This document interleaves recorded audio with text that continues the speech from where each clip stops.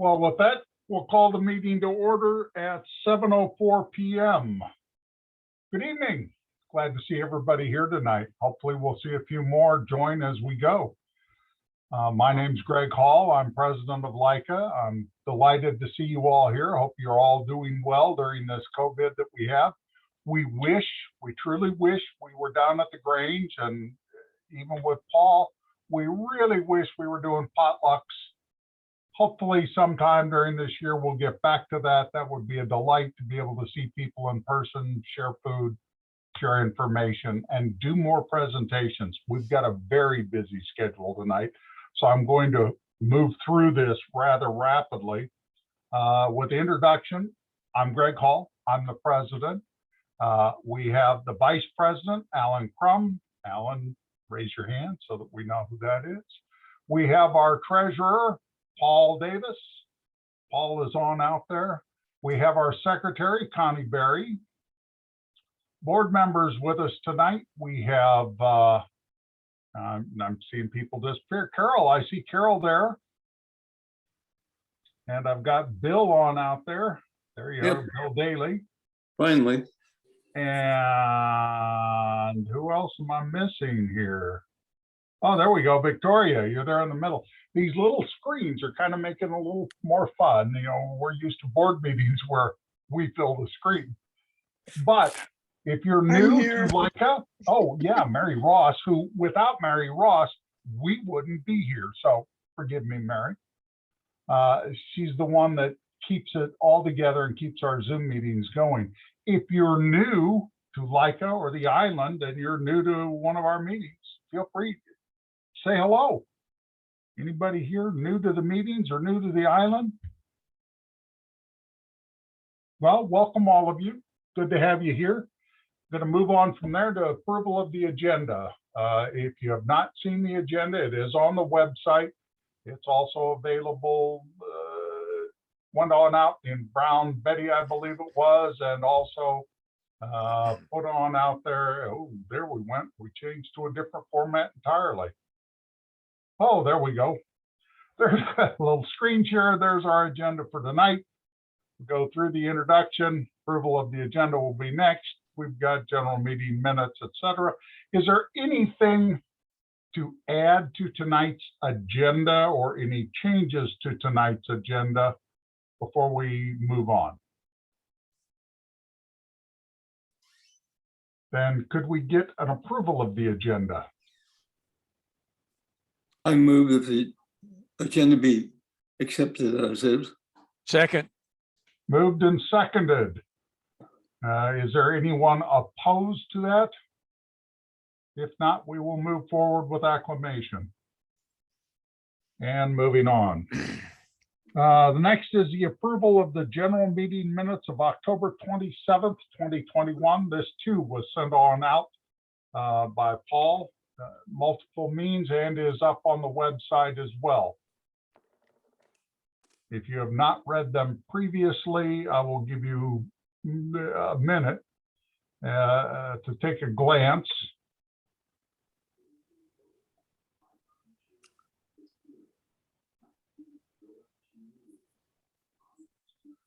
But we have a very, very full agenda tonight. So hopefully you have read the meeting minutes that we send on out in advance. And if you have not prior, feel free to contact us later if you see anything that really needs change. But otherwise, please take a look at the meeting minutes prior to meetings. It really comes in handy, moves us right along. Are there any changes, modifications, or additions to the meeting minutes of October?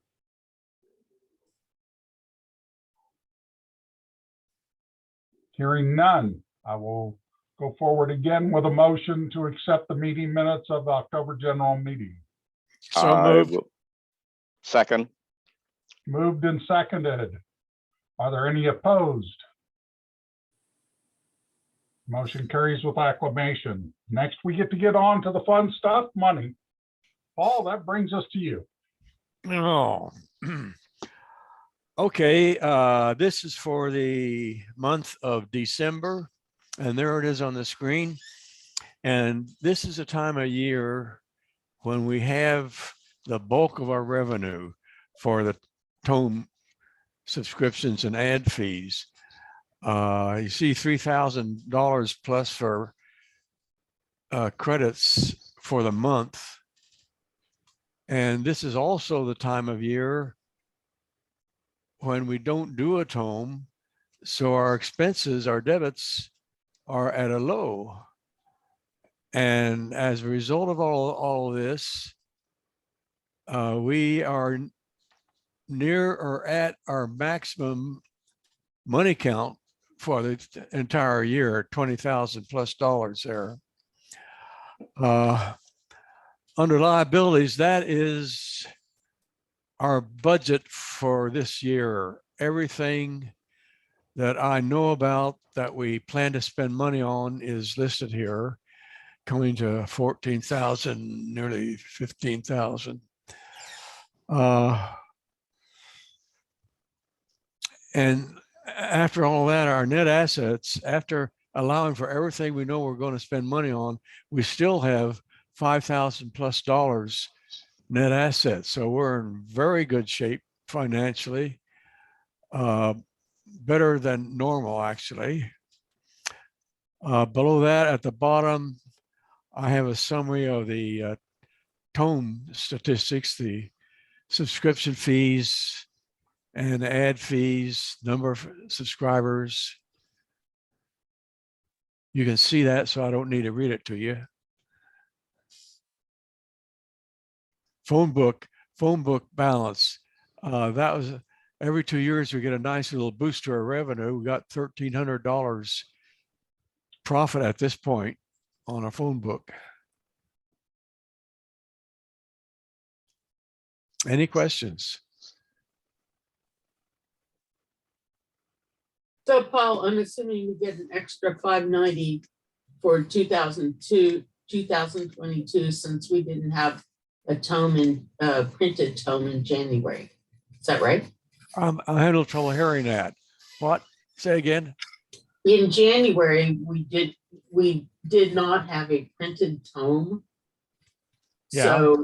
So we should have an extra $950 or $590, right?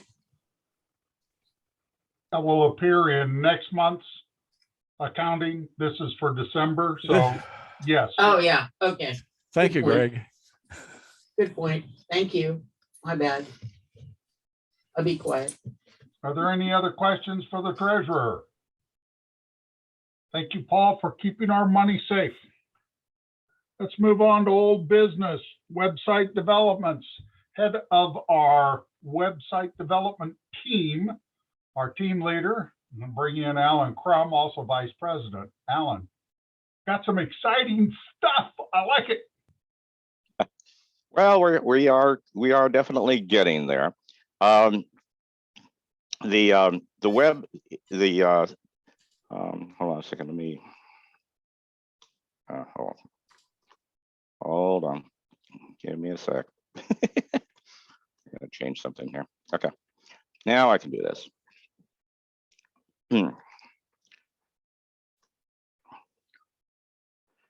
Okay, the website is always something going on behind the scenes with the team. A lot of what we do you don't always get to see, but there is a lot of work that goes on. One of the major things that we've done currently, and this will be mentioned later on, is under the ferry weather, travel and weather heading, which is on the desktop and the mobile systems. You're going to see this ferry outage survey. That's a new thing, permanent to the system, and that'll be mentioned later on as well. Under community, one of the you're gonna hold on. Let me log out because you're gonna. Yeah, I'm in there is admin, and that's not. I don't want to show you things that you can't see. Oopsie. Pay no attention to the man behind the curtain. Yeah, ignore me totally. All right, come on. Show us the things we can't see. Oh, well, there's 415 pages that you can't see them all at the same time. Thank goodness. So anyway, under community, obviously you all went to event sign up recently. The calendar system, I wanted to mention that that is being fleshed out more and more. We're getting more and more data into it, and more people actual organizations entering their own data, and that'll increase. So this will always cover, hopefully, island-wide what's going on. And it's expanded now. So besides this list view that you can see here, you can also do a monthly view and some other options that you can play with yourselves when you want to. So that's coming along nicely. And let's see what else we got here. So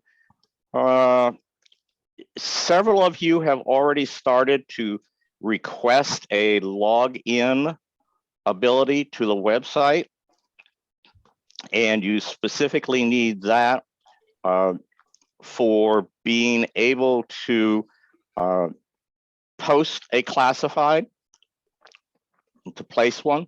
Anybody can read classified ads. They've always been able to do that, but you have to have a login to be able to place an ad. Also, you need a login to participate in the discussion section, which I'm going to bring you to now. But you also can do, anybody can participate in special polls and vote on issues if they have a sign in as well.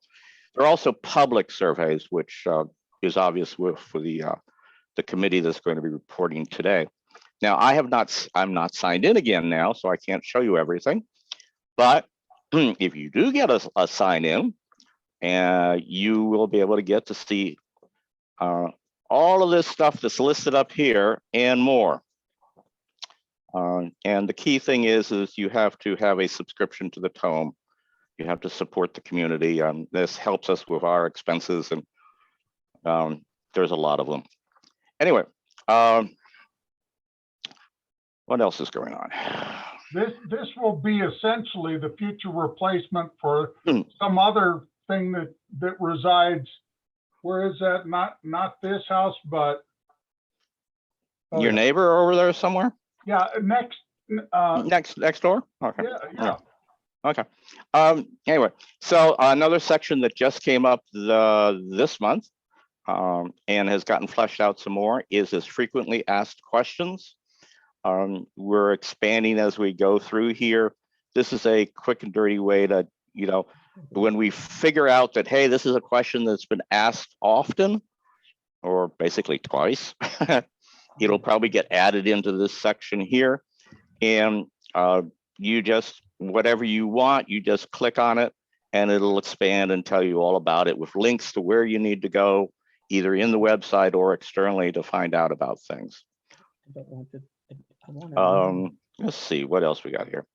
I think that's, of course, in committees and research, that's where you find all of the information about, let's say, the Public Doc Advisory Committee, which we'll be presenting later.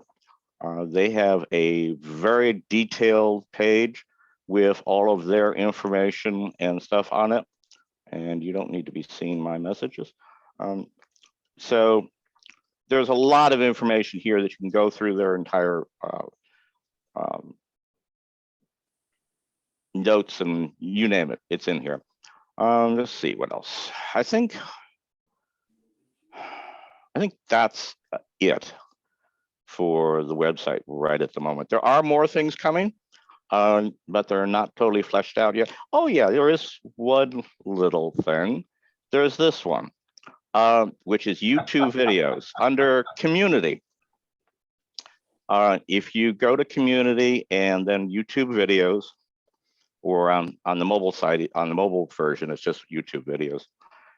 This will bring you to this page here. And this introduces you to the two channels that we have. Leica has a separate channel for the Leica meetings, which like this meeting and the past ones will be in. And then there's the community channel, which currently just has the Public Dock Advisory Committee meetings, monthly meetings, and which can also be linked through their page on the website. But down below that, as the team is finding these little goodies, this will take a minute to show up. We're finding videos that have something to do about Lummi Island.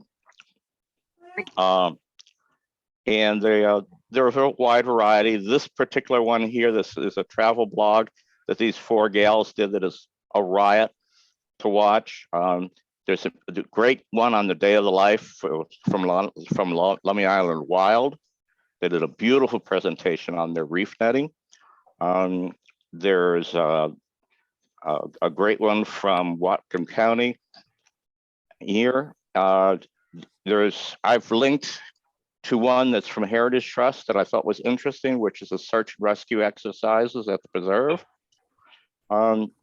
There's all sorts of stuff. I've got some stuff. There's some stuff in here from the Lummi Nation. Good stuff to look at. Anyway, I think that'll be it. Folks, I want to emphasize more and more, this website is not like his website. This is a community website. It depends upon our community to make it happen. It depends on you to provide us the information. What do you need? If you're a newcomer to the island, where do I go find the information? What's the resources? What are the things going on the island? Where's the calendar? What's the information? That's what we're trying to tie together.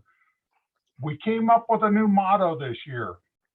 Our new motto is putting unity in community. This is the central point for it. We still need writers. We still need people to provide information. We need technical people. You got some technical skills or you want to learn how to manage and admin this site, we'll be more than glad to get you taught and get you into the system. You don't have to be on the board to do this. But our information flow to you is dependent upon what you need and how you can help. We can't do it all alone. So Greg? it's growing, it's exciting, yes. Elizabeth Kalinowski had a question. I'm sorry, Elizabeth, please. I actually didn't have a question. I was going to remind Alan, well, I had promised Alan to populate the geology section that he's got there, and I promised to do that at some point. And you also might want, I can send you a link to the hour-long presentation that I gave on geology for the Heritage Trust last year. Yeah. And it's a YouTube, and you might want to put that on too. It's, Yeah. I think it worked pretty good. Yeah, I don't forget. I just remember at the wrong times of day.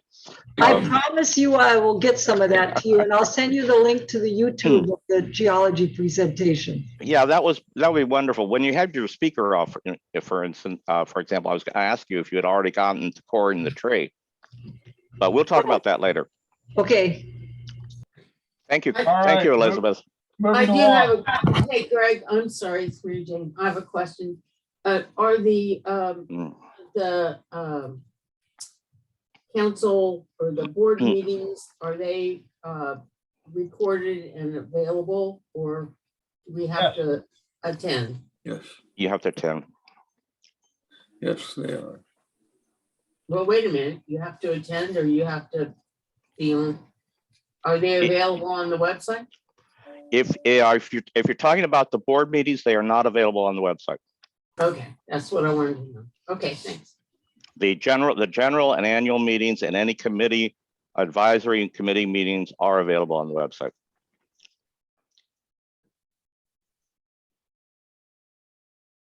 Any other questions? Got some exciting things. It's a great website. If you aren't using it, you're missing out on what's happening on the island. Let's move on. Future Grange meetings. Because of COVID, because of Omicron right now, fortunately, we're really blessed that it's been very light. It is spreading on the island. We are not going to be meeting in the Grange until such a time as public meetings in the Grange are feasible all the way across. So when we get that, we will make that announcement. We'll get the word out to everybody. But in the meantime, welcome to Zoom. We're glad to have you here. Love to invite your neighbors. The more we get on in, the better. We can handle about 100 people on in here, which is wonderful. So we'll move on. Next are the LICA grants. We came across some interesting situations this year. We'll get into it in bylaws because strangely enough, in our bylaws, we technically didn't have anything about giving grants. That kind of got to be a problem, but we're going to look at what we do have and where we are and where we're going. So if you would, go ahead and screen share on up our grants for 2022. And we will go through the grants. This year's requested, and we have great detail on this if anybody really wants to get down in the weeds and the detail. And it's all on in there, but let me just go through them real quick, pretty simple and straight through. The Grange, unfortunately, doesn't make much money when they can't rent out the Grange.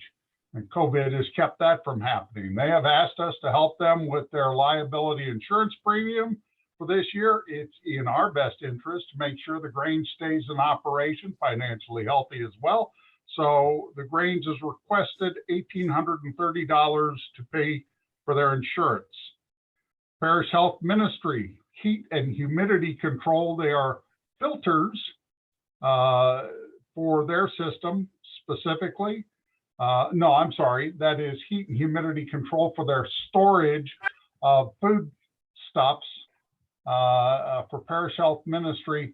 They also asked for 2 ferry punch cards. That's Meals on Wheels and taking people back and forth.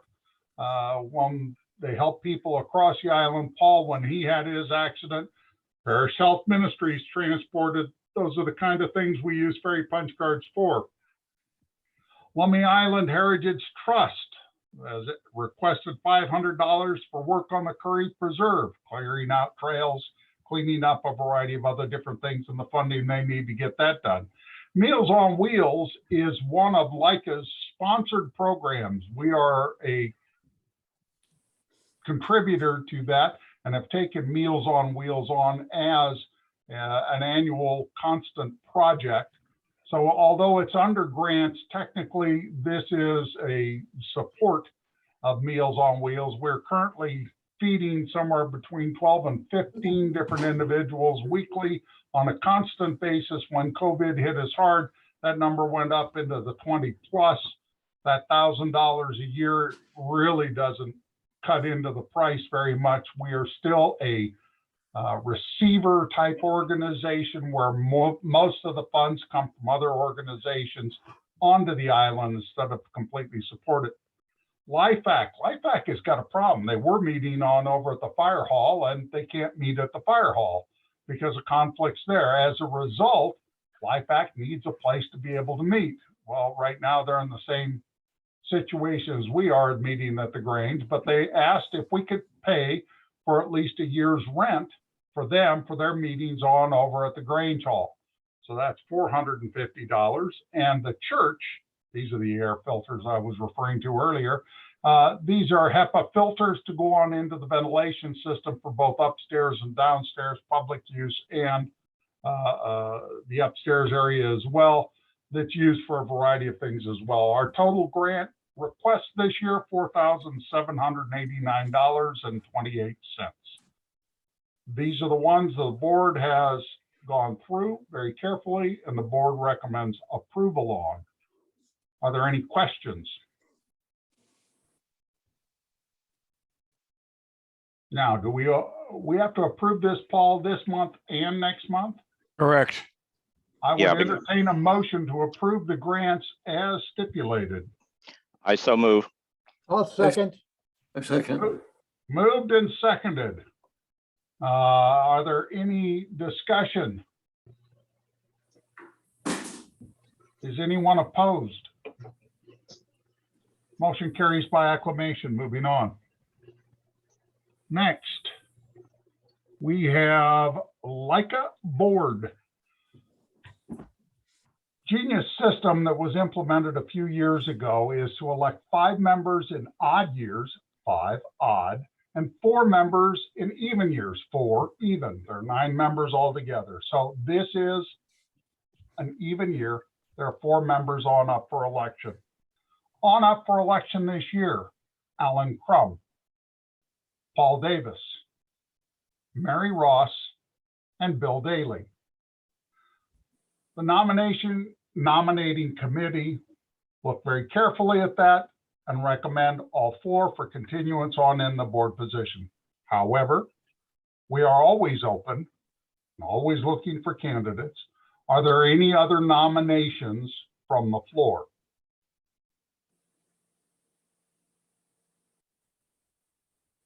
Hearing none. As board, we put forward these 4 candidates for your consideration for another 2-year sentence on the board. It's a lot of work. Not a whole lot. Well, not a lot of demand. Election will be next month. No new nominations and we will again accept nominations from the floor at that time, but the election will be done at the annual meeting. Are there any questions? Moving on, trying to get to bylaws revisions.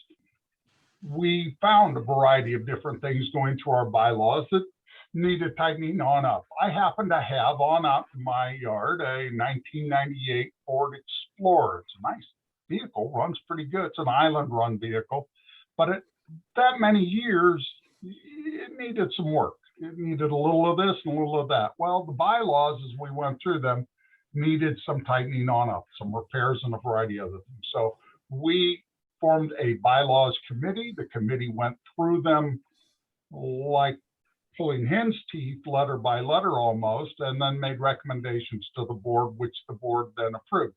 If you would screen share, I will walk on through those myself.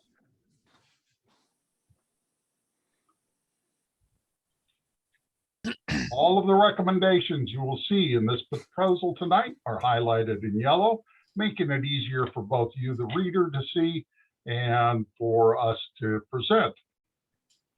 So when we get down to yellow, we'll get to the first one. We found that Washington code had changed. And the code stipulated on in our dedication of asset about all liabilities and obligations no longer apply. So we are striking the code that is on in there, but retaining the information. In the very next sentence down below that, all remaining assets to be distributed, educational, charitable organization qualified as such within the meaning of the 501c3 code. We added the words internal revenue, just so everybody knows whose code we are referring to. Moving on. Now, this is a little more difficult. You're gonna have to bring that down just a little bit because I got pictures hiding that for me. See if I can move pictures on over this way. That may help. Here we go. Yeah, meeting schedule. We got into some interesting challenges because of COVID in particular. And we were locked on into meeting at the Grange Hall unless otherwise announced. Well, here we are on Zoom. That got to be kind of problematic. If we have to meet at the Grange Hall and can't meet at the Grange Hall, we can't shut down. Also in the sentence was meetings should be conducted in accordance with Robert's Rules of Order. However, that statement in itself is incorrect because if we met by the 1850 Robert Rules of Order, it might be a little bit different than the current one. I will get to this down in the very bottom of the bylaws where we address that specific. But now this gives us the flexibility. It'll be Wednesday of the month, 7:15 p.m. Unless otherwise announced. We announced at 7 p.m. because we have a long presentation tonight. Now we can do it on Zoom, or if we need to meet somewhere else, we can meet somewhere else. Moving on. The annual meeting, once again, restricted us to the Grange Hall. Well, the annual meeting, as is current, will be a Zoom meeting once again. So just to tighten that on up again, because of COVID, we learned some interesting lessons. We struck on out at the Grange Hall, and we added the phrase on down there, awarding of annual community grants. That means these are grants that go strictly to the community. They aren't grants that go on out. We don't send grants across the country to a variety of other different things. They are annual community. We do it once a year. Quorum. In a quorum, we had a challenge on in here again, once again, consists of those members physically present when we get together. And we added, as a result of some of the governor's stuff that came on out for meeting together so we could even function, or participating by video or teleconference. We didn't have that before. Technically, we were restricted and could not have a meeting or a quorum unless we were in person. Now we can. This change will allow that, but by governor's waiver down in the bottom, the next sentence, members may not participate in general membership meetings by teleconference. Well, Governor Inslee said, well, we can't meet then because of COVID. So he made a change to that. We are going to make that a permanent change here so that we can continue operating. We now have this capacity in Zoom, which has just been completely beneficial for us. Move along.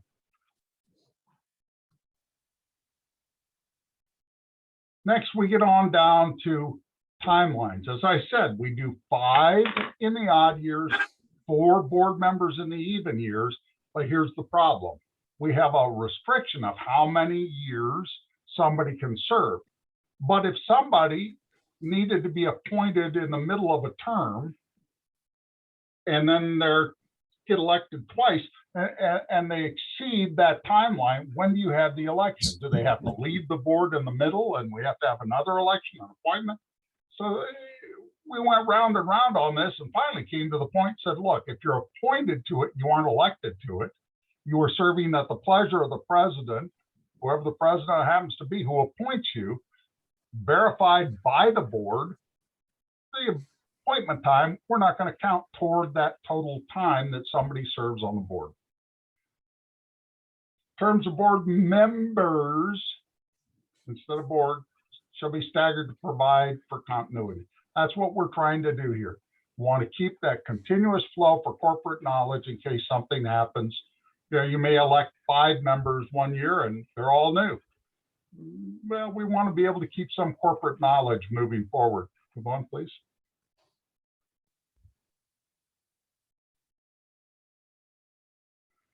Yes, MJ, I hear your message.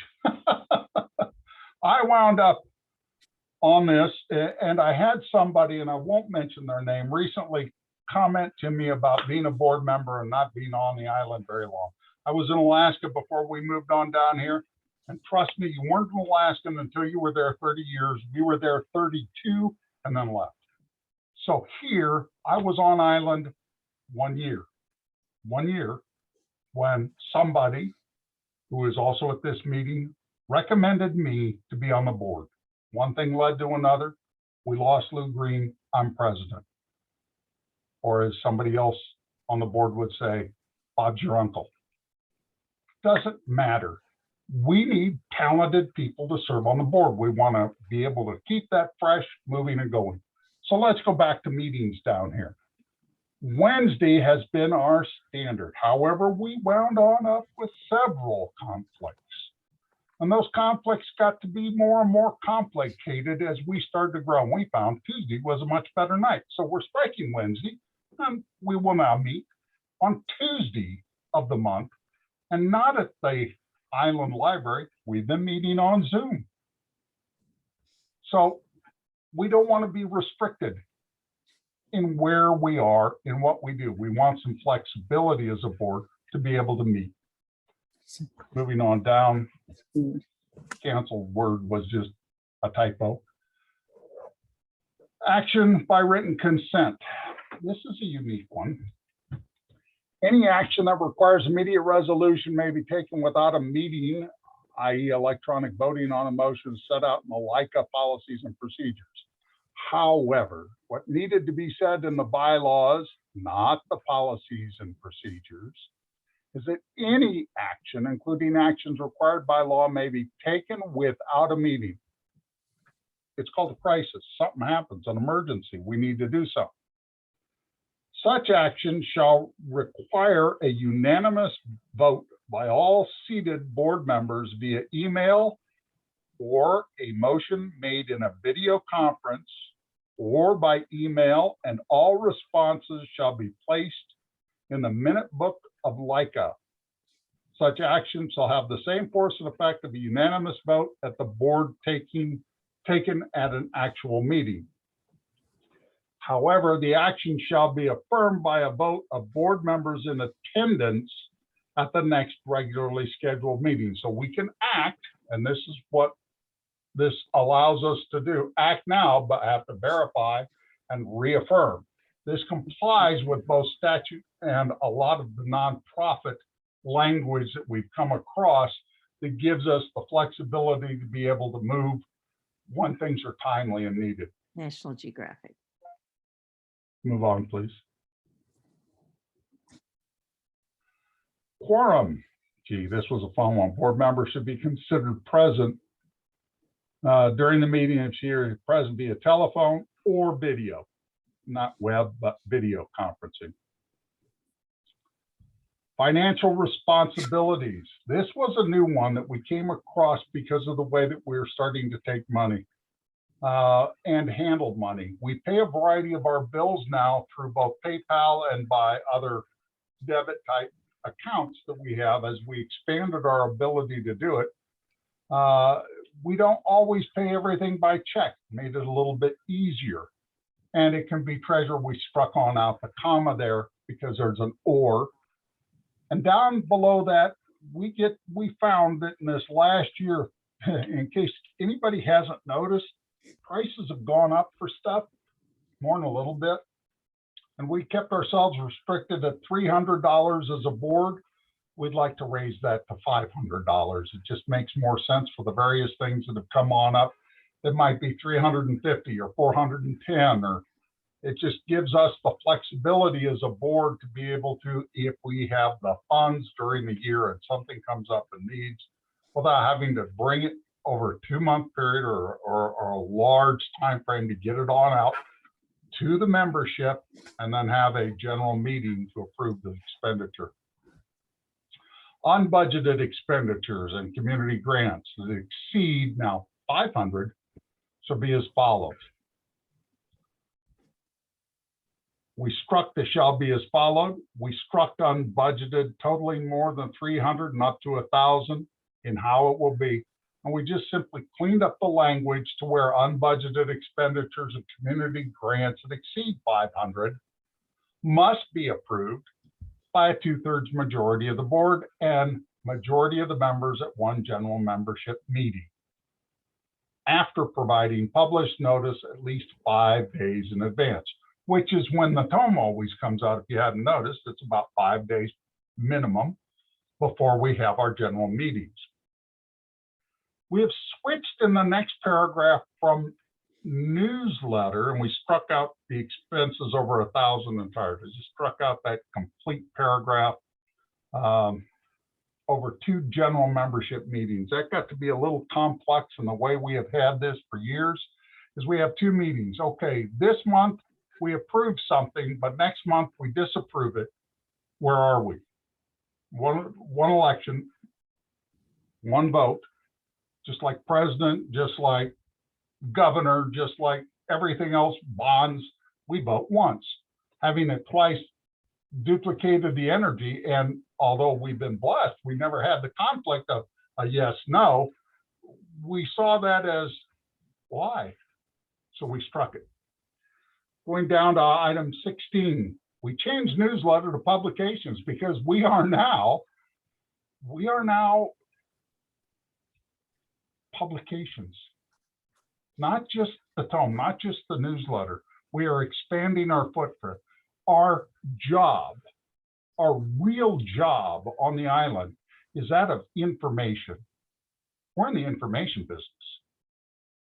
We inform the public of what's going on, of what's happening.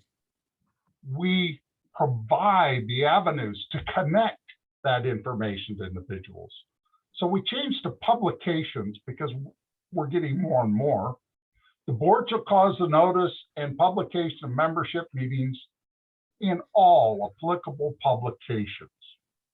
That means the website, not just the tome. Brown Betty.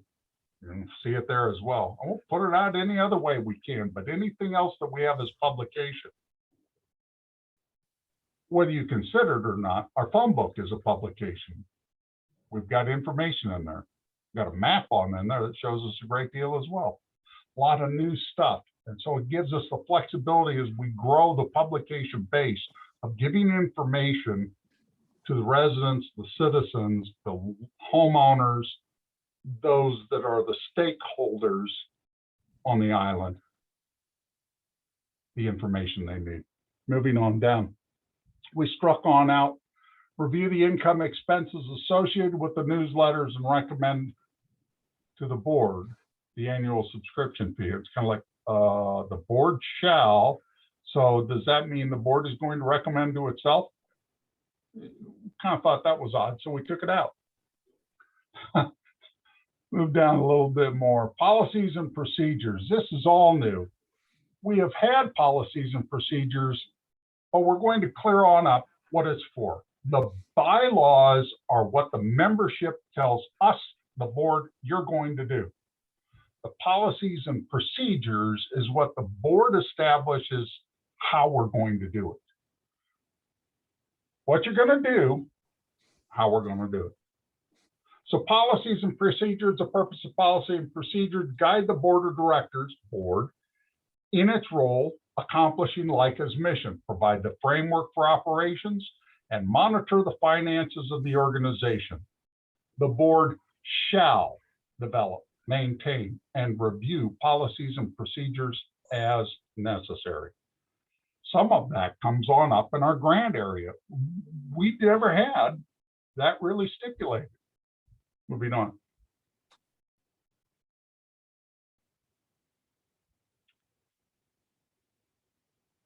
It's a ways down.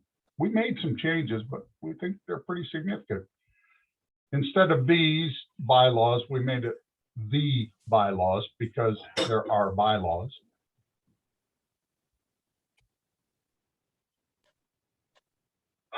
So we made it, instead of 2 meetings, this is where we made it the second meeting. We give you the information now. We're going to vote on this. We have to go through it tonight. We're under these bylaws. So we will have a vote on this tonight and then again next month. But hopefully just once from now on. It just made a lot more sense. We'll give it to you 2 months. Make sure you have the information. Make sure you make informed decisions. For one vote.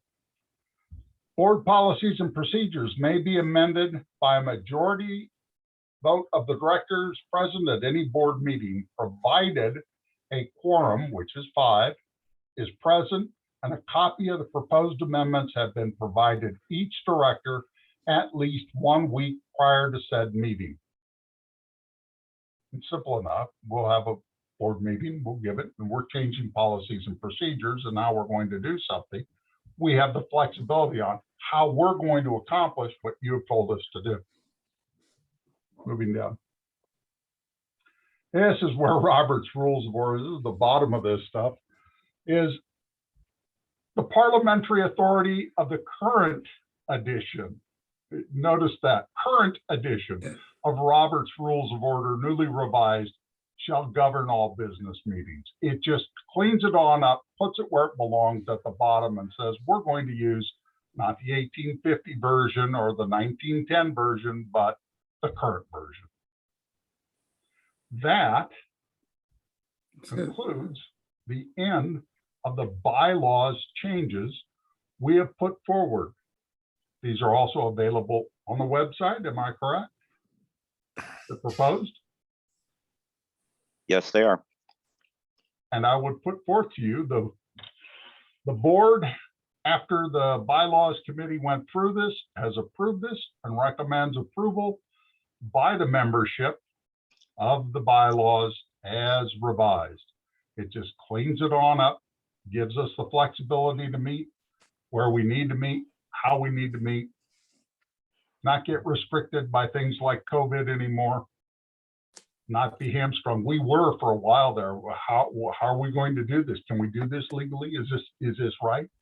And yet here we are today. So not to be stopped. I would entertain a motion to approve the bylaws as amended. I'd like to move that we amend with the approve them as proposed. I'll I sec- second that. Billy seconds. Is there any discussion? Any questions? Greg, does anybody have an actual copy of the current Roberts? Robert's The- rules? I Yeah. do. It's called a computer. It's what, Paul, what you just looked at, what everybody just looked at is the current version with the highlighted proposed changes. So it is the current version if you just ignore the yellow.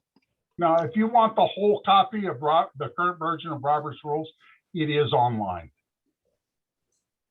Oh, I love that. Oh, he was asking about Robert's rules? I thought he meant about bylaws. Robert's rules. Oh, yeah. yeah, it's online and it's a wonderful little book that you can find in the library. Plug for Brooke. Easy to find. Not that I'm going to read it, no. I have. With that, I would then, Bang. is there any You other should go further read it. comment? With that, I would entertain a vote. Are there any opposed? Hearing none opposed, motion carries by acclamation. Now I get to do my favorite part of the night. We had a challenge at Mr. Emmer's daughter's reception. He wasn't there. He was busy ferrying people back and forth. Ferry was down, wasn't good. His guests weren't getting over. People weren't leaving. Medical emergencies happened. People needed to get off the island. Mary Ross brought it forward to the board, said, hey, we got to do something about this. We formed a committee. I am absolutely delighted and thrilled with the committee's work. Yes, I'm technically on, but I have stayed at arm's length for a reason. We have 3 board members currently participating in this, and I did not want to bias it in any way, shape, or form, so I followed it very carefully. But we have a presentation tonight, and it's a wonderful one, and that's why you're all here.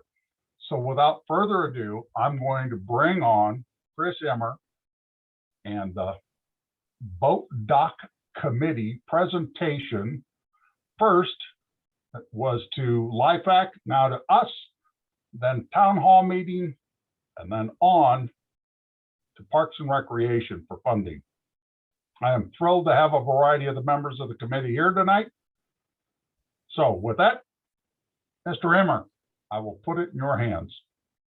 Thanks, Greg. And thank you all for all your work. Everyone's been so wonderful towards us, helping us, Alan especially, and all his technical skills. And Nick is going to be actually operating the PowerPoint for us. So we'll be going off this. He'll be keeping track of my time, but we're going to try to bomb through this. And at the end, we can take questions from you all. So let me get the information out to you. All right, next slide, Nick. There might be a little bit of a problem. Can everybody see that? Or is it too large? Oh, I see it. It's good. All right, we'll just put a message if it is a problem. So getting started, ferry outages highlight a lack of safe boat access to get people on and off island. Anybody get caught in the outage today? Leica was asked to form an advisory committee to evaluate existing potential alternatives, which we have been doing diligently since August. And Whatcom County Parks and Recreation explained that opportunities may exist to fund a project to take something like this on, and suggested steps to proceed and research public dock options. And this is what we're doing now in hopes to be able to present to them something that will get their attention and be what they want in order to help us achieve, hopefully, this goal. Committee has met weekly since September 2021 to identify the current situation and research existing options, to outline project goals and potential benefits, which we're going to look at tonight. Where draft design of recommendations and suggested features has been attained, and we want more input for that. We want to collect input from those affected by lack of boat access. Many of you have already participated in that, and that has come together very nicely. We wanted to determine how to share plans and solicit ideas from islanders. We're going to have a meeting for that. Committee has posted goals, agendas, meeting videos, and notes on publicly accessible site. Thanks to Alan and all his work. And if anybody else has participated in that, thank you so much for doing such a wonderful job on that for us. So the key questions that we considered during this whole thing is, what is the current situation? What solution is proposed? And what might the solution look like? So let's start going through some of that, shall we? So some proposed goals that we've come up with for this project, and it was as a public dock committee to offer safe boat access for people with urgent need to get on and off island during ferry outages. Also to expand community opportunities for recreational boating. A lot of people over time have clamored for a dock, something publicly accessible. Enhance public access to waterfront activities in an incredible way, from my perspective. Provide safe access for boaters with limited mobility. And there are a lot of folks that come down to Village Point Marina, which many of you know I kind of manage. And their only hope is that the owner will have the dock in place so that they get on and off boats. So many people cannot climb over the bow of a boat nowadays, and they'd like to get out on the water. So this would provide that safe access for all citizenry, and support alternatives for evacuation via boat. Right now, if you couldn't climb over the bow of a boat, well, you're in trouble. So the scope and terms of what we're looking at, a public dock would provide short-term docking. It would provide a pickup and drop-off zone. It would provide access to waterfront activities, unlike anything that we have now. And it addresses the need for urgent access during ferry outages, which we do not have currently. Now, we emphasize that this is not, in our minds, an attempt at putting in a marina, no overnight stays, at least not at the dock. One of the things we've talked about is potentially putting in mooring balls along with the dock farther out that people could moor up to overnight, like we find out through the San Juans, and then by dinghy, make it into the dock, but not staying on their boats at the dock. Medical emergency access scenarios. Some of you've already experienced that. There is no current ability for vessels to land and safely transport patients without high-risk maneuvers. I know this personally as a firefighter. I know that we've trained with Bellingham Fire when they bring their fireboat over, and we actually have in the past loaded a patient on the boat. It includes the placing of an extension ladder on the beach and then onto the bow of the boat, then sliding the patient up the ladder onto the boat with a very difficult time of getting them around the cabin of the vessel and getting them through the back doors. Public dock would fix that type of thing. The fireboat could pull right up there. We could load the patient right on with a much less riskier maneuver. Urgent access scenarios for public use, not life-threatening, but important. Medical appointments, for example, time-sensitive reservations, travel plans, etc. Every time that I've hauled people during outages, all of these things come into play. And people have actually missed flights, they've missed doctor's appointments. A lot of important things have been missed because of the ferry outages. It'll also provide shortest route for other emergency response vessels. The most logical, shortest distance is between that area by the ferry dock over to Gooseberry, where there is an existing dock, which the tribe at least those who run the dock have said they would appreciate a $5 donation for the use of the dock per use, but they have invited us to continue to make use of that dock. So some realities of island life. You guys will all recognize this. We have 900 plus residents, seasonal variability. We have 60 years that the ferry has been currently in operation. We know that with our bodies, 60 years, it wears and tears on us, nonetheless, on a ferry boat. 18 days in 2021 with ferry outages, planned and unplanned.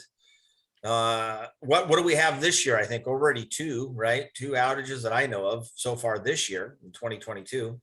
And there are 0 public docks on Lummi Island. We have private one in Scenic Estates, of course, but the docks are not available year round. And it is a private dock. And then Village Point Marina, it's rare that we get the dock put out there. And again, it's private. It's not just for general use. So the proposed site is already owned by the Park and Recs department. You are familiar, most of you, with this platform that is right in front of the Beach Store Cafe. Some people, to my astonishment, did not know that there's actually a staircase down to the beach. It allows you to access. Nick's showing you with the little arrow there where it is. The problem is you see where those red lines are. On either side of that property, it is not a very large beach area for people to beachcomb. And I know from talking with neighbors that they are not happy with the trespassing and the use of, in particular, the 2 cabins located just to the south as urinals and as places to take care of business. And that has been happening far too often. So they're not real excited about that. But there's ways that we believe that we can mitigate that. And we'll talk more about that here shortly. That gives you an idea of where we're talking about. Here's a great picture of the dock as it existed in the 70s. Some of you have actually been on that dock and used it. That is basically the exact place that we would like to see the new dock built. There's some real good benefits to doing it exactly where the old dock was.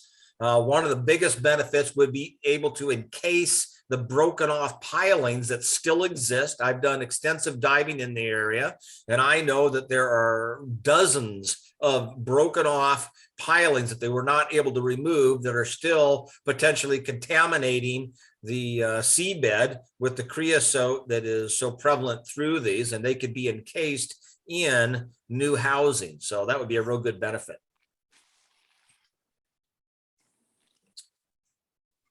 So as we looked at potential access points, these were some of the things that we looked at. Okay, what was nearest the ferry terminal? We looked at the Ashton Preserve, we looked at Scenic Estates, Village Point Marina, Sunset Beach, Isle Air Beach, private beach access, asking folks like the Grangers and their land that's close by, and Molly and Dave. And yet none of those meet the criteria for which we're looking for: the shortest distance, the best ease of ingress and egress. It makes it so much simpler having a dock, having a pier, having a gangway to service the dock for loading and unloading, and it's the shortest possible distance. One of the concerns with the head of Public Works, the ferry dock in particular, his comment was he was concerned about the increase in boat traffic if there was public access in the area. So being north of the ferry traffic provides less boats crossing in front of the ferry, because when you shoot across from the north side of the ferry dock there from the existing platform, it's a straight shot over to the other dock. So you don't have to interfere with the ferry. So it's just a very logical place to put it. Now, as you see from the picture there, that was this summer when we had load and unload patients, of course, and people had to make it up and down those rocks. For some people, it was simple. They ran up and down there. You look at Gable, right there looking at the camera. It's nothing for Gable to run up and down that. But as many of you know that actually tried to go up and down it, and you're a little bit older, not so easy.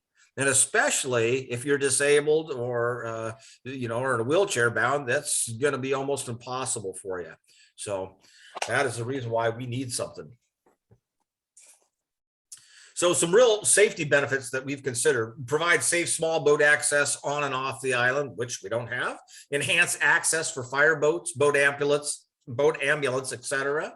Support additional egress in case of evacuation, which would be a great benefit; provide an alternative dock for temporary passenger ferry; and expand boat access to reach Bellingham when peninsula floods. And I'm just going to add one more in. Sky Terry, who is ahead of this group of people who use airplanes during times of emergency to bring in goods and haul people and haul things.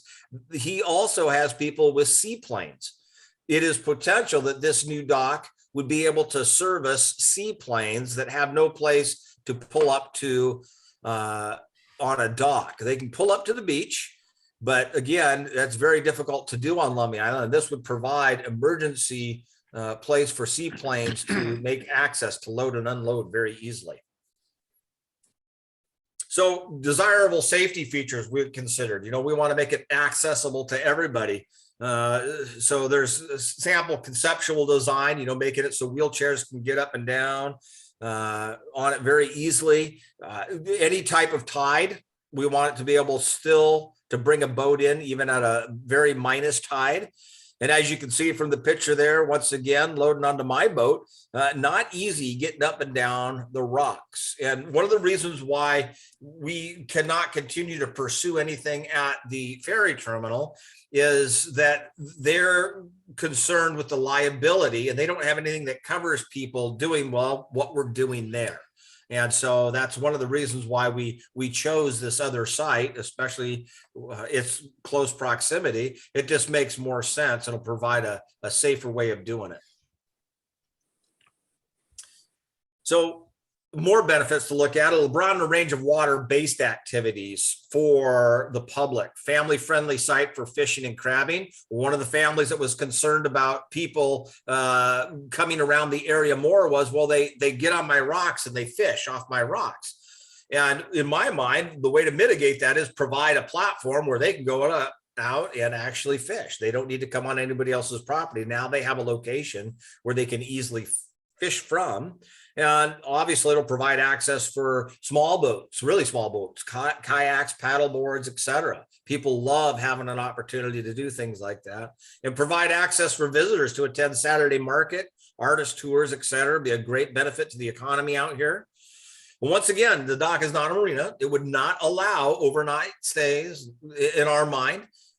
Docking would be limited to a few hours to make this practical, to make it work well for everybody, we think. So some of the desirable recreational features: short-term tie-ups for boats in a dinghy zone. Obviously, you'll need that, especially if they're not tying up there for many hours. They need a place to be able to tie up their dinghies. A family-friendly site for fishing and crabbing. Great platform for it. Easy access for kayaks, paddle boards, etc. Once again. Also, provide easy access for marine research. I notice as I go through the San Juan Islands that different docks have different colleges that use those areas for marine research. And so this would be another opportunity. Expand opportunities for wildlife viewing and photography, and offer a place for radio controlled hobbyists or the like, right? Lots of good public benefits. Environmental benefits. Once again, the project must comply with Whatcom County Shoreline Master Plan. And you'll see from this critical saltwater wildlife and habitat of North Lummi Island that it's in an area that is not an area that's high risk. It's in the right place. And since all the work that's been done for the ferry terminal is already been done, all the eelgrass studies and all of that, it may save in the groundwork for this. I don't know exactly how that all works through the Parks Department. I just know that they got to go through a bunch of hoops in order to make this happen. And we're in the best area for that to become a reality. So once again, environmental benefits, remove or cap old pilings containing creosote, get rid of those contaminating factors. Fish-friendly design, such as light penetrating deck surfacing. That's what they're really looking for, DNR is. Designed to protect eelgrass and fish habitats, which again, if there was a lot of eelgrass, there would be in trouble. There's not, according to the studies that have been done in that area already. So some of the key designs that we would give input on that we would like to see: located in deep enough water that float does not rest on bottom, even at a low tide, obviously. Designed for longevity to endure the impact of waves, storms, and wake. Obviously, those of you that have been around for a while, you know that anything that's in the water out there, if it's floating, probably won't last. So we have an answer for that, but it's got to be built robustly, obviously. Dock surface can be a great design to allow water to ride up and through the openings. Aluminum or steel likely to side better than wood or concrete. Just like we're seeing when they rebuild it. So here is a concept of a design that we think would work well.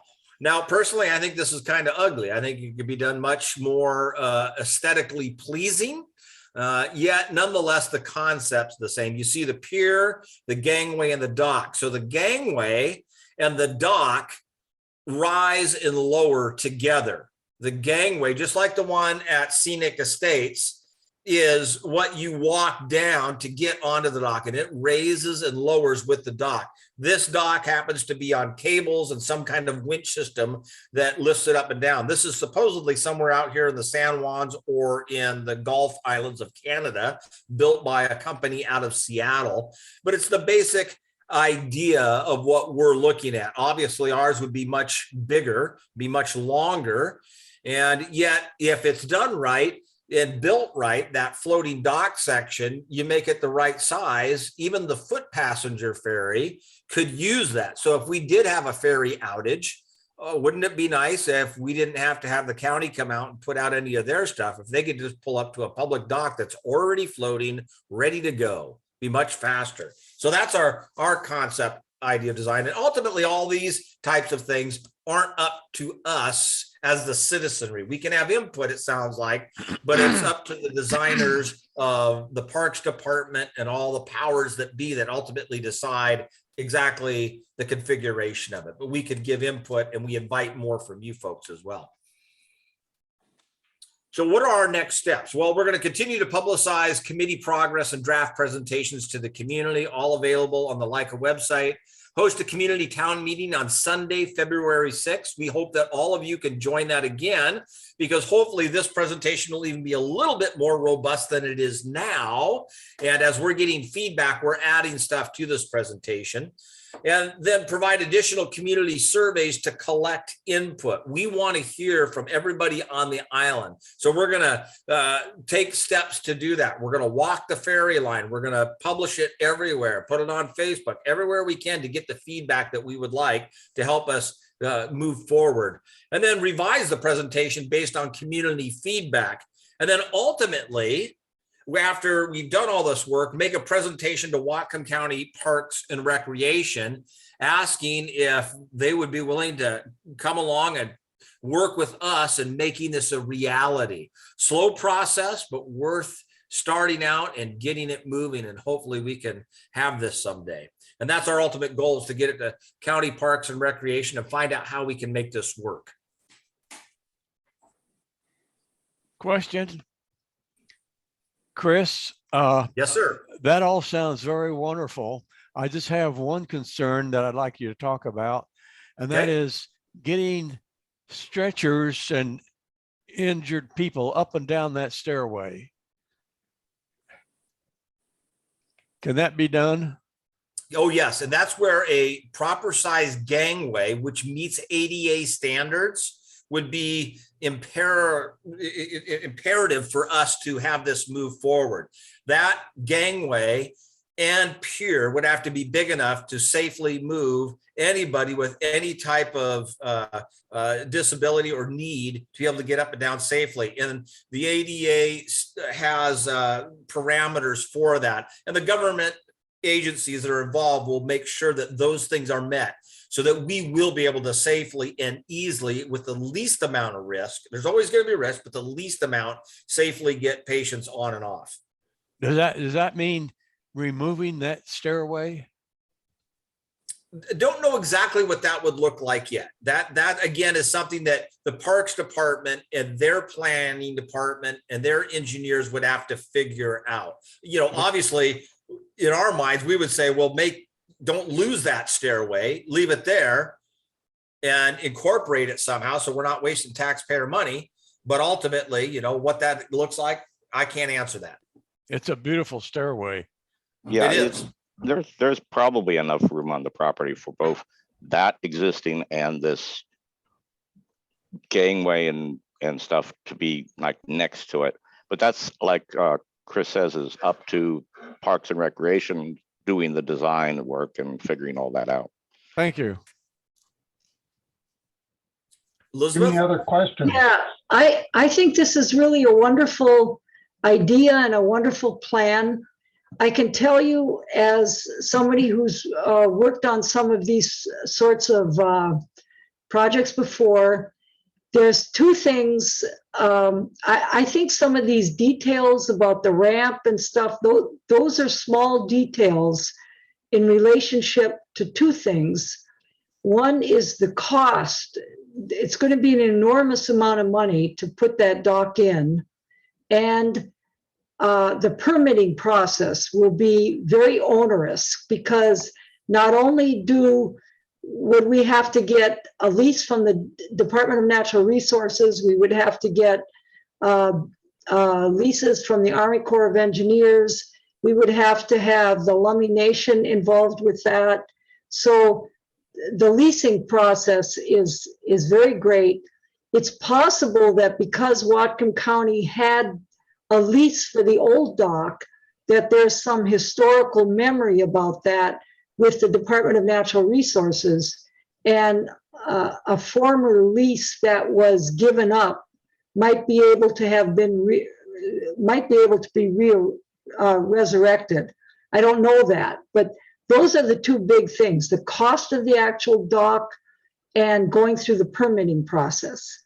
So the other details about the ramp and how that's done, those are minor in my mind. But Yeah, I totally agree that's with you, the Elizabeth. perfect- That's the perfect place for it. And comment, we haven't looked into it yet, but that lease might even still be in existence. We don't know. And Elizabeth, in your experience, that really falls on the powers that be within the Parks Department and all of those organizations that deal with the laws and regulations. At least in our investigation, that's what we found. Would you agree with that? Yes, it's not just, and the Parks Department right now for Whatcom County is headed up by Mike McFarland. He's the director of parks. They're very short-staffed right now, but he might be somebody that you would want to contact about this sooner rather than later, just to get some sort of inquiry about it. Thank you. Appreciate that.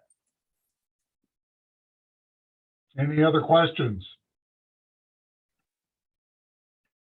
I have a comment. Yeah, I have a comment. go ahead.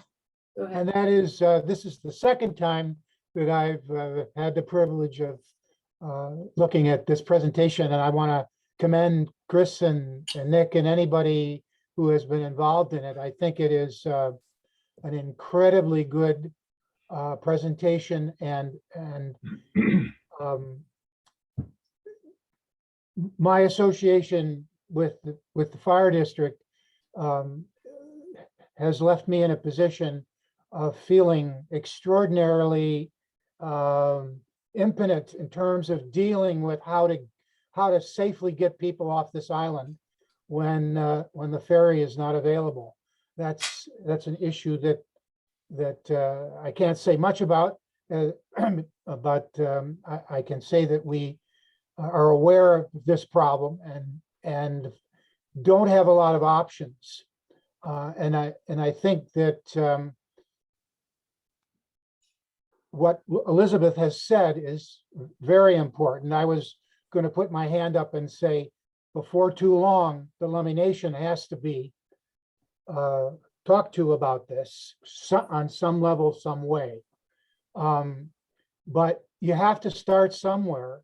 And I think quite clearly, this is the best hope, the best possibility the island has for both perhaps public facilities, but also emergency facilities.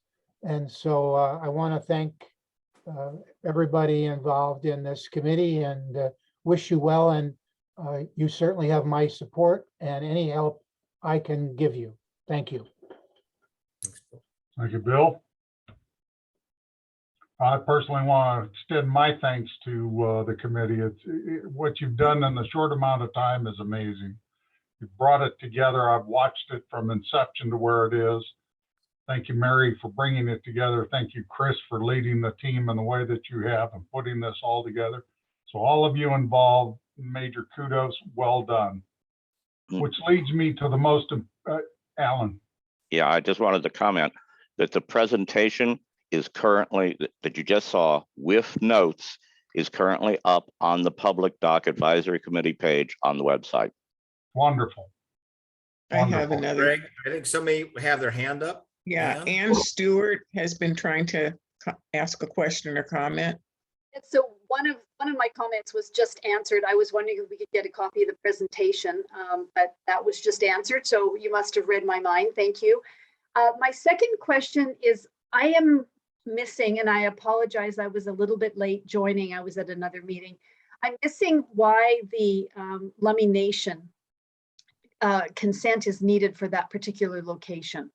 And maybe that was covered, and if so, I apologize. And I don't know. Those who commented the need for that might be able to answer. I couldn't answer that. I would suggest that when it comes up, when it goes to Parks and Recreation, they would be the ones that would do all of that work along with the environmental and everything else. We're just advising that this happens. The actual mechanics of it all would be handled by Parks and Recreation. Okay, thank you. As I recall, when the new ferry dock was put in, there was quite a study about whether herring would be interfered with in their travel. The rules and regulations from the Corps of Engineers is really strict. The Lummi Nation has treaty rights Right. based on the 1855 treaty that gives them the right to fish and hunt in their usual and accustomed areas, which includes all the waters of the Salish Sea in this area. And they have to be involved with all issues like this. They also are subjected to the same rules if they were to build a marina over at Gooseberry Point, which they're not going to be doing now. They would be subjected to a number of rules as well that would involve things like damage to eelgrass and things like that. So we have to be we have to follow. Well, it's complicated, but I can't quite articulate it quite now, right now. But they have to be involved with the buy-off on this as well. Okay, thank you. I get that. Thank you very much. I just want to thank the committee for all the effort that they've put into this. I know Mary was very concerned last summer when she had a situation of trying to get her husband over. And you people have done a wonderful job in this short time. The presentation was excellent. And thank you so much for working so hard on this. And I'd like to recognize one person that's here tonight that has done a tremendous amount of work on putting this presentation together. She is a very, very, very new islander. And her name is Lane Quarry. Lane, can you give a wave to everybody? Yes. She has gotten involved. I think she was on the island for maybe 3 weeks or so, or 6 weeks, when she got involved with the Public Dock Committee. And she has just done so much, and I just cannot say thank you enough for the amount of work. And I just think that the community needs to be aware that we have a wonderful new person on this island. And when COVID comes out, I hope she can meet a lot of people. So Thank you, Elaine. Yeah, and it just proves that you don't have to be on the island for 20 years to contribute. Right. Hey, I had somebody else ask a question in regards to who will be monitoring the dock usage, all that type of stuff. So I just like to put out there what we've discussed in the committee is that there are many of us who really want this and will be happy to cooperate with the Parks Department in being those people that in whatever way we can participate in taking care of it, keeping it clean, monitoring. I know some of the neighbors were concerned about the increased traffic. Well, if we have ownership of it and we have responsibility for it, we're going to help take care of our neighbors. So it's going to be a community effort, just as people through Leica now take care of mowing the parking lot and keeping it in the good shape that it's in. So that will be how the community's got to get involved. Chris, if Parks is going to build this thing, won't they own it? Yes. yeah. And Okay. I think one thing that is really vital is that we now have been collecting survey data on how ferry outages have impacted people.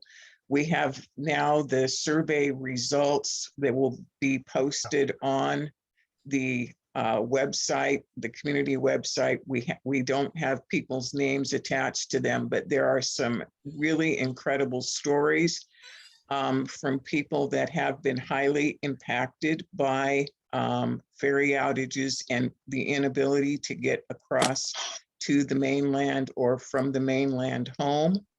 And I would really encourage people to read those. It's compelling, and continue to put their input in. And also, I think it's real important. What we are trying to do as a committee is to find out how the people of Lummi Island really feel about this, because if the majority of the island is not behind us, then we're just kind of spinning our wheels. So we really need to, get the word out, and hope people can come to the town hall meeting on the 6th and find out more information. We'll have a lot longer time to talk afterwards for that one.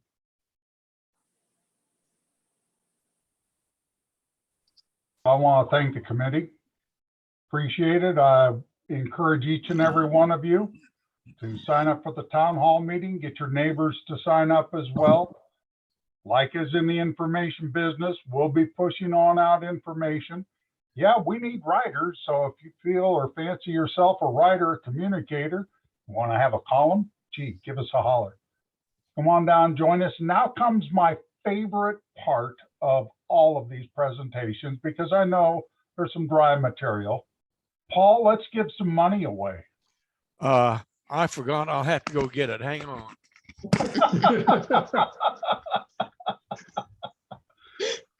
This month we are up from $20 to $25. Somebody did not attend. You have to be a Leica member and attend our meetings. And if you attend even by Zoom and you're here, hey, the money's yours. So it pays to be a member and participate. The man with the can.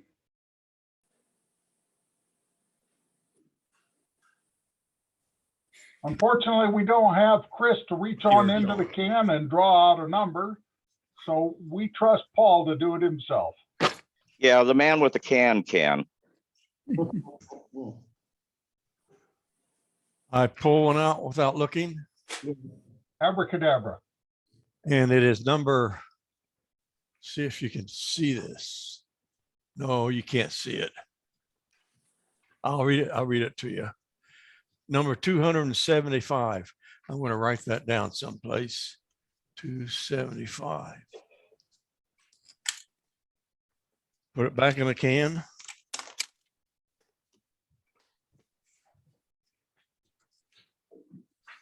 Open up the magic list. Take off my glasses. 275. Noel Maher and Brad. Well, Noel, you missed. That would have been 25 bucks. So next month, it goes up to 30. Thank you all so much for attending tonight. We're glad you could make it. We appreciate your attendance. We are adjourned. Thank you. Hey, And one, recording. yeah, one more thing. This recording will be on the website in the Leica membership meetings section for YouTube videos. And it'll be up by tomorrow morning. Thank you very much. I'll be sure to tell Noel and Brad. I know they can use the Rub it $25. in. It's been interesting meeting a couple of new people I haven't met before. Maybe someday we'll meet in the flesh. Well, I'm delighted to have the committee here tonight. And Lane, welcome to the island. This is how it happens. You show up, they put you to work. Good night, all. Night. Night.